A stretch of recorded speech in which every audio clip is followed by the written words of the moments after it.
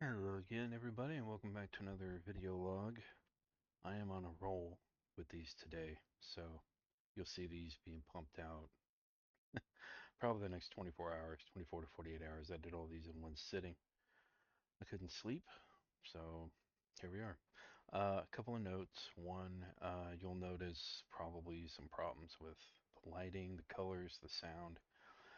Um, I'm breathing hard, excuse me, but my monthly license for my CapCut software has run out, sadly, um, due to funds, the way things are right now. Things are really tight, but that is not going to stop me. So, um, but I can still edit with it, so it's not like I can't do that. So this time around, we're focusing on a bit of a, I don't know, bit of a mix of books. There's 4 books. This is going to be the last of the book series, unless I find some more in boxes, which I may or may not. But first, on this video, it's Haunted Highways. And you'll see a price sticker right there. I tried to get it off, but I kept messing up the book and getting my grubby hands all over it. The problem with these types of like matte finishes, I believe that's matte, and the dark is that you can see like fingerprints and whatnot. But anyway, this is a great book. Um, I was out with Lady Psylocke one day. We go antiquing from time to time. I forget where I got this. It was not half price books, which is our usual haunt. Want to say I got this at a thrift shop potentially, but I could be wrong on that. But it's a great book. It tells about urban legends. There's even facts as to where it's located. It gives you route numbers, street numbers, just locations, everything. One of the most memorable to me stories in here is there's a story of a part of the country with a railroad where school bus full of children, very tragic, and the bus driver got stuck. They got hit and they all perished, sadly.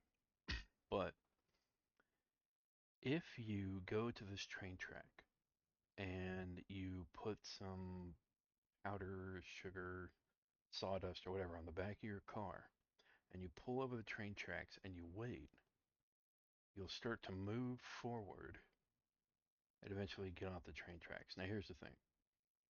It is a bit of an urban legend because it's a bit of an illusion because it looks like a flat road, but once you're over the train tracks a bit, if you park your car a certain way, it starts to roll forward because it goes downhill, even though it looks flat. But here's the real kicker. People that have put sawdust or sugar or whatever on the back of their cars and moves, the moving forward because of the hill is explanatory, but people find small handprints in the dust or in the sawdust or whatever it is. Child-sized handprints. I mean, what do you do with that? I mean, until you can actually witness something, I get goosebumps. Oof. Until you can witness something like that, I mean, it's pretty amazing. But anyway, it's a great book. If you like stuff like this, it's great. Tom Ogden. I would also recommend another book which I don't have a physical copy of, and it's 20th Century Ghosts. Not just ghost books, but horror stories. There's stories about a kid turning into a bug. There is one about a theater that is bought that is, I forget the name of it, but um, the new owner of the theater has a premiere, reopens everything, and ends up in a picture dying, having a stroke, kissing a ghost girl that haunts the theater at the moment of his death.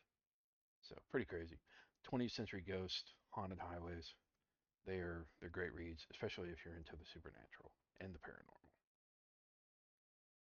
Okay, so next follows a gamer way of doing things, Shadow of the Tomb Raider, Path of the Apocalypse. It's a tie-in novel to Shadow of the Tomb Raider.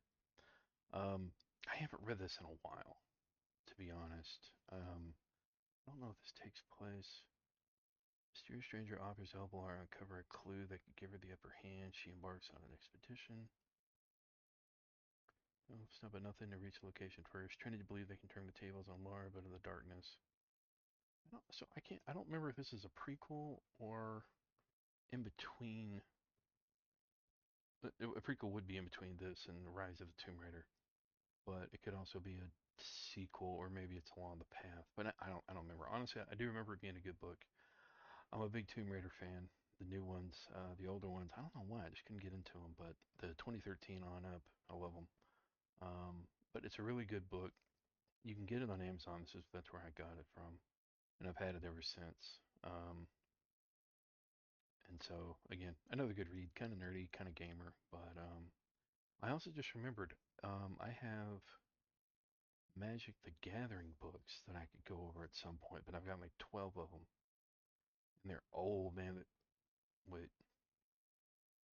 okay, to finish, they are very old, early 2000s, late 90s, but I think I donated them.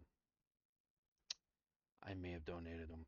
Um, that's set up for y'all, but Shadow of the Tomb Raider, Path of the Apocalypse. I remember it being a good book, but I don't remember the last time I read it. I wouldn't hold on to it though. I mean, it's Tomb Raider, it's Lara Croft. I can't wait for the second movie, if they ever make one. I love the most recent movie. Yeah, the ones with Angelina Jolie were good for their time. Don't get me wrong, I loved them. They're great action, but I don't know, I'm starting to really more enjoy the more gritty things. All right, so touching again on a gamer vein, I will say I have two copies of this book, Ready Player One. And in a previous vlog, I mentioned Armada, which is another book by Ernest Cline. This is the softback version of the book. I've also got the hardback. This was an edition published after the movie, um, because this cover, I believe, no, actually sorry, the camera, that actually might be the original artwork of the book. I remember one book where all it had was just a little digital character pixelated going after a key, like in the middle. It's represented on the hardback book, but Lady Salak has that where at some point we're reading through these. I've obviously already read it. I've listened to the audiobooks for Player 1 and 2 at least 5 times each. I love them. A lot of people think they're kind of corny, but I love them. But Lady Salak and I've seen the movie a lot of times. I have it. Um, I would argue the book's better, but only slightly, because Steven Spielberg worked on Ready Player One, and he got a lot of licensing rights to be able to make that movie. But then again, it's Steven Spielberg, the godfather of Hollywood, in my opinion, so to speak. But anyway, Ready Player One, I do not have a copy of Ready Player Two, sadly, but I am working on that, and I will show that off in the next video. I'm acquiring books all the time, so this is just one on the road.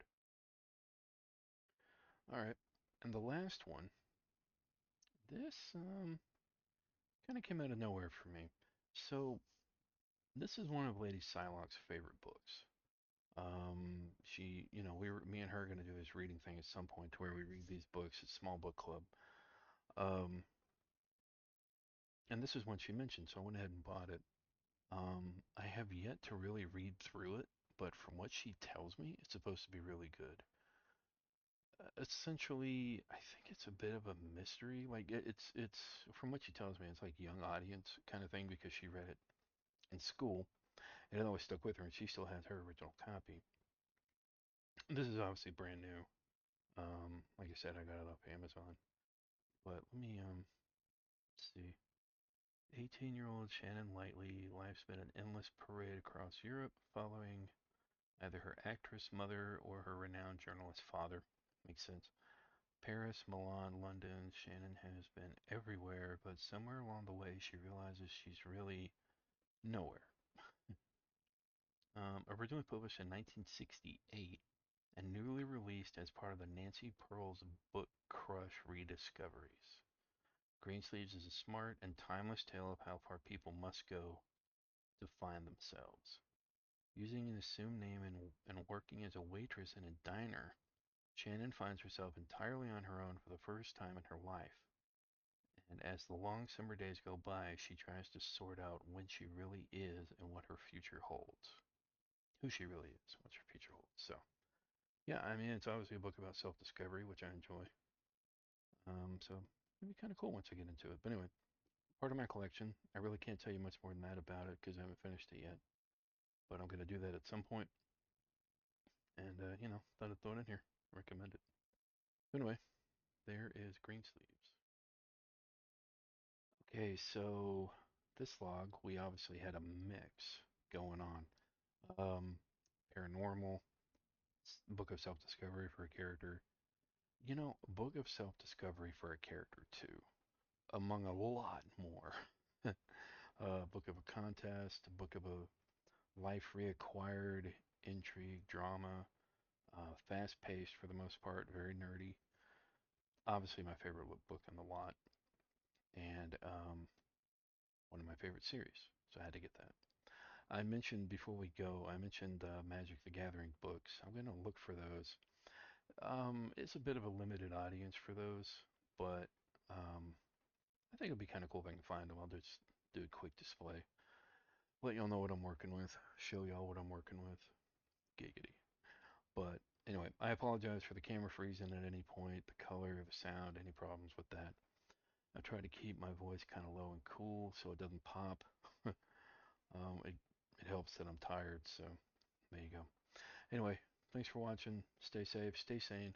Remember, you're awesome. Never let the world tell you otherwise. And see you next time.